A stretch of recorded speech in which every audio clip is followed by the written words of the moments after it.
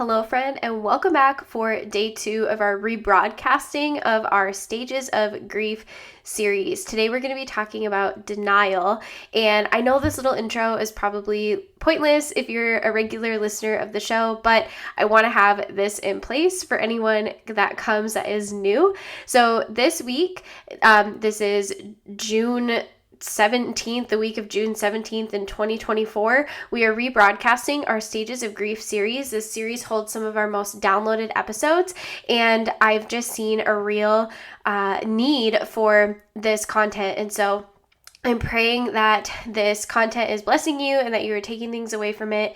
And you are welcome to get in touch with me anytime, just if you need to chat. So you can email me at brittany@doesgodforgiveabortion.com, or you can join our private Facebook group.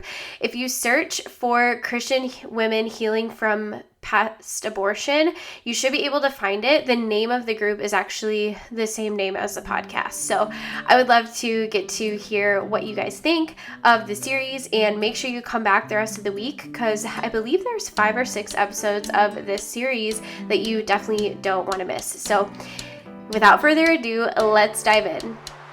Are you struggling with the pain of a past abortion and longing for help but don't know where to turn? Have you been made to believe that your sin of abortion is too big and too bad? Friend, if that's you, you're in the right place. Welcome to the Does God Forgive Abortion podcast. I'm Brittany, and you wouldn't know it just by looking at me, but I too walked through the doors of an abortion clinic and ended the life of my unborn child. I thought for years that I had committed the one sin that was unforgivable, and I awaited punishment from God. After years of prompting from the Holy Spirit, I finally found redemption and hope through Jesus. Now that I am healed, God has placed a calling on my heart to walk alongside you so that you can find true hope and healing too. If you're ready to recognize that God has a true plan and purpose for you no matter what you have done in your past, then this podcast is for you. Fill up your favorite mug with some coffee and crack open your Bible because it's time to receive the good news.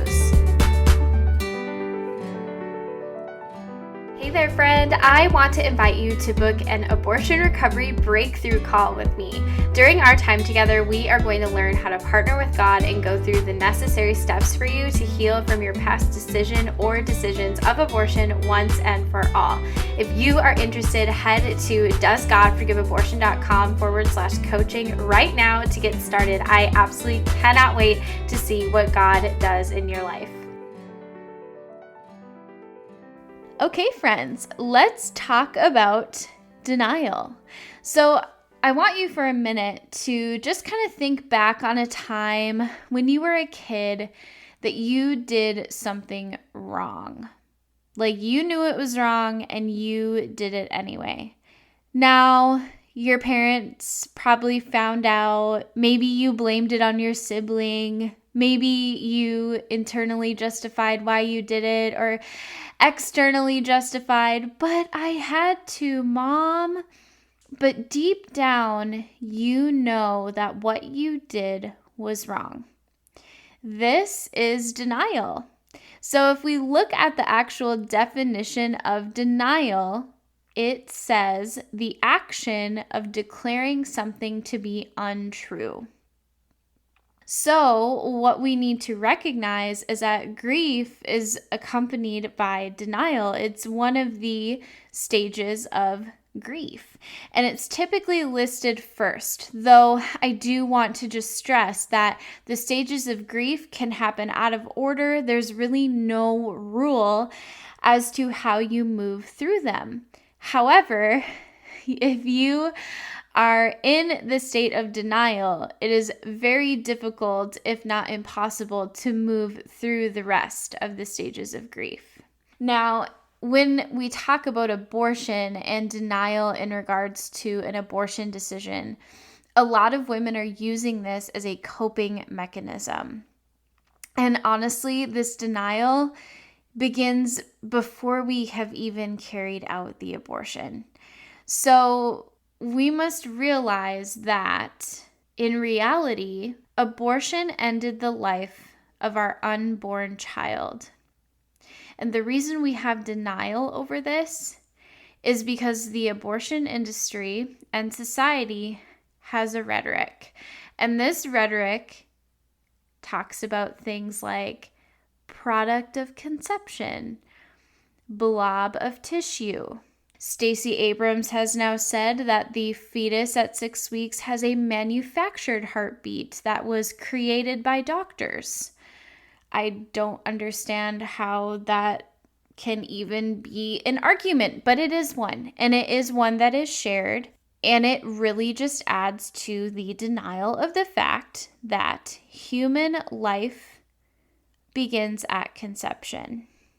That whatever term you want to use, fetus, child, that is a human life. If you were to allow that life to continue to grow inside of the mother, that life would be born into a beautiful baby.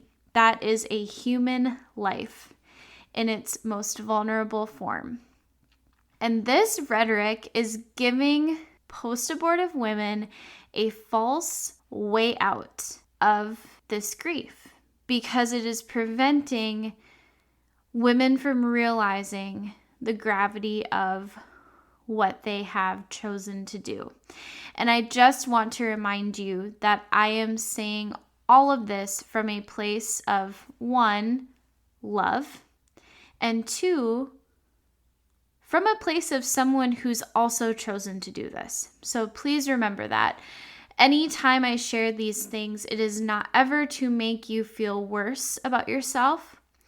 It is just to educate and to help move you to a place where you can find the wholeness that God desires for you to have, okay? So I just felt the need to add that in there.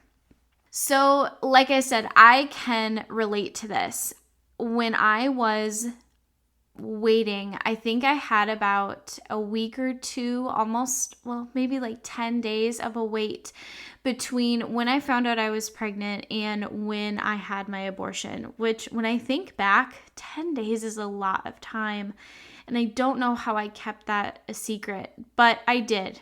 And I repeated that rhetoric over and over and over in my mind prior to and leading up to my abortion, as well as after the fact. This is just a blob of tissue. This is just a clump of cells. It's not going to hurt when it happens. This isn't going to feel anything. It's not alive. I repeated those things over and over and over again because that's what the abortion industry told me. They also told me it was the best thing for me at the time and I would be able to do things that I couldn't have done. And so I would tell myself those things too. I was still going to be able to go to college. I was still going to be able to live in the dorms. So what I'm doing can't be bad because it's the best thing for me. But believing all of those things prevented me for a very long time from going through the entire grieving process of the child that I chose to abort. I was unable to move through those stages because I denied abortion completely. I denied everything that I had grown up knowing that it was. And honestly, I felt some relief due to that denial, and a majority of women do. A majority of women walk out of that abortion facility relieved because for just a moment, you believe that what you've just done was the best thing for you and that you no longer have the weight of that pregnancy on your shoulders. And unfortunately, that relief is extremely short-lived because we cannot deny what we have chosen to do. So, at some point, we find ourselves in a state of feeling as though we need to move through this grief to feel whole, and we don't know how to do that because we continue to hear that rhetoric. So, what do we need to do to move on from denial in regards to our own abortion decision? I'm going to tell you 3 things that we can do in order to move through this stage so that we are no longer in denial about the choice that we have made. The first thing is to understand that abortion ends the life of our unborn child. This is not a debate, and it's not just a biblical thing. Over 90% of biologists agree that life begins at conception, but it is also biblical. There are Bible verses such as Jeremiah 1:5, "Before I formed you in the womb, I knew you. Before you were born, I set you apart." We know that abortion ends the life of our unborn child. We can further understand this by asking ourselves a few questions. So I want you, if you feel like you need this exercise, I want you for a minute to just think about these questions as I ask them. And you can either write them down, write your answers down, or you can just, think them up in your head. But I'm going to ask some questions. So why did you choose abortion? Why was that the choice that you made? Were you trying to preserve your career? Were you trying to hide a secret from your parents? Why did you choose to have an abortion? And how did you justify that abortion was the best choice for you at that time? Why was that the choice above all other choices? How did you deny the loss that you experienced? Did you repeat some of that rhetoric over and over in your mind? How did you deny that you experienced a loss? And when could you no longer deny that loss? So I venture to guess, if you're listening to this podcast, there was a point in time, or maybe you're going through it right now, where you could no longer deny that you lost a child due to your decision of abortion. When was that? When could you no longer deny that? The second thing that we need to do to move on from denial is to remember that just because something is legal doesn't mean that it's good. So, in many states, abortion is legal, but it ends the life of a child, as we just talked about previously. So just because it's legal does not mean that it is good. If we look back on history, and I don't like to do this too often because I don't want people to take this out of context. So please understand that this is only to provide examples of things that have been legal or are legal that aren't good. If we look at history, there are several endless things that have been legal or are legal, but are not good and should not be done. Some of the more heinous examples are slavery. That used to be legal in our country, and that does not mean it was good. It's still legal in many parts of the world. That doesn't mean that it's good. If we look at Nazi Germany and the things that were legal in that time, those weren't good things. Those were not things that anybody should have experienced or gone through. If we look at some less drastic things, drinking alcohol is legal, but is it good? Not all the time, because you've got drunk drivers, you've got alcoholism, Smoking is legal, but is it good? Kind of leads to lung cancer in a lot of cases. And it's not very healthy for you. So while none of these things are abortion, all of these things are completely different in their own ways. But the point I'm trying to make is that legal doesn't mean that it's good. The third thing that we need to do to move on from denial is to acknowledge our role in our abortion decision. And this is difficult because many of us have to admit that we did something wrong. We ended the life of our unborn child. So again, I'm going to ask you a few questions, and I just want you can write them down or silently think about them. I'm going to ask you a few questions. What actions led you to become pregnant? What actions led you to become pregnant? Did you go through these actions willingly? Were you coerced? A little note about that before I ask you the rest of these questions. There are different scenarios for each woman who has chosen abortion. If you were coerced, i.e., raped, you are a victim of rape.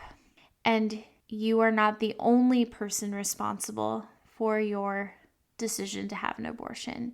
If you are listening to this and you were trafficked and you were forced to choose abortion, there are other people that are responsible for this that will have to answer for that one day.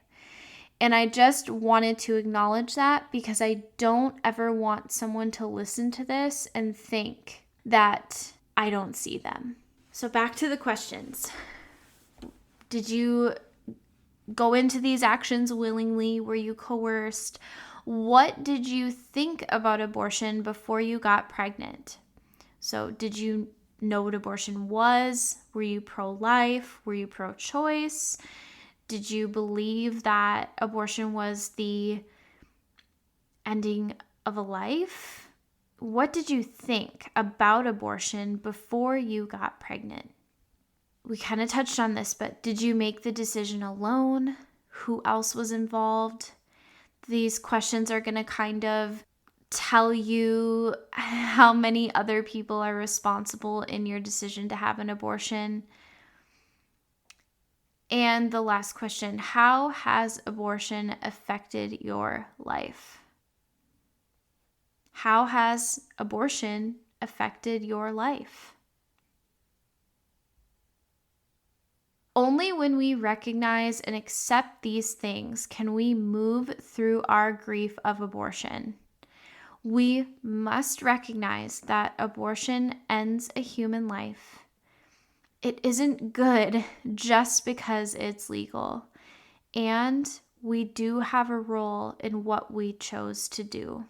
Getting to this point is so important because it gives us that permission that we need to grieve that grief that was otherwise forbidden, as we talked about in last week's episode.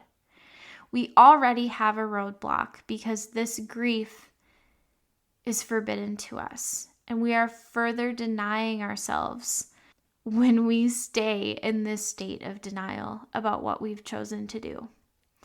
Friend, you have permission to grieve. You have permission to move through this step.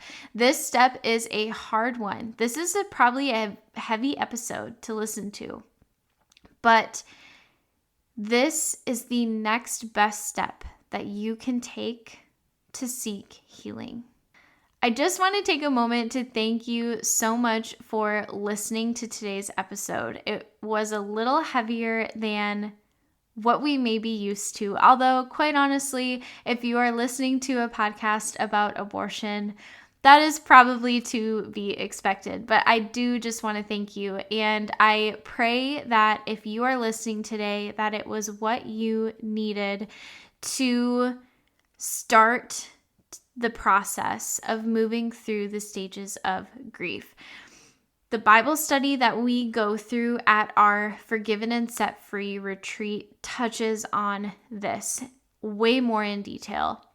And I would just truly recommend that you attend the retreat with us or find a retreat in your area. And if you need help with that, if you're not local to me, you can also send me a DM, and I would be happy to point you to someone or somewhere that you can seek that healing that you so deserve and need. So I do want to ask, if you were blessed by this episode, I would be so grateful if you would leave us a written review wherever you are listening. It just kind of helps us know if you're enjoying the show and what you guys are liking, and it truly blesses me and lights me up each time I read those reviews. So please do that if you haven't done so, and make sure that you come back next week because we will discuss anger in part 3 of our series of the stages of grief. So make sure you come back and tune in. I hope you have a great rest of your week and weekend. Take care and God bless. Hey, beautiful friend. I hope that you found comfort from today's episode. If so, would you take 30 seconds and share this podcast with someone you know that may be seeking wholeness after abortion? Also, I would be over the moon grateful if you would please consider leaving a review wherever you are listening. It truly encourages me to know this podcast is helping you. Lastly, I want to remind you that we are here for you. If you would like to connect with the community of women healing from the past decision of abortion, please join us in our private Facebook group at bit.ly/DGFA group. Know that I continue to pray for you daily, and I am so thankful for you. I'll meet you back in a few days for a brand new episode, but until then, take care and God bless.